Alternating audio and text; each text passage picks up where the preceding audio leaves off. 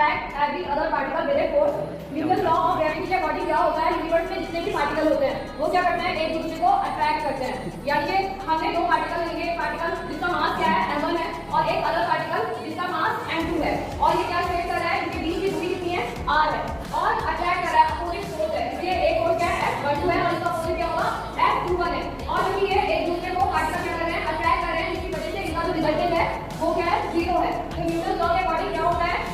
ये जो फोर्स होता है directly proportional to the product of their masses. इनके मासेस का जो f1 m2 है क्या होता है, डायरेक्टली प्रोपोर्शनल होगा, यानी समानुपाती होगा, and inversely proportional to the square of the distance between them, और इनवर्सली प्रोपोर्शनल होता है इनके बीच की दूरी के स्क्वायर के, यानी कि डिस्टेंस कितनी रखी है इनके बीच में, r, और इसका इनवर्स है तो ये क्या होगा, हिंदी में कहते हैं व्युत्क्रम अनुपात, r स्क्वायर। ठीक है, फिर b में क्या है, कैपिटल b इक्वल टू क्या है, ग्रेविटेशनल फोर्स, और इसको कैसे रीड करना है, r कैप, और r कैप क्या है, अलोंग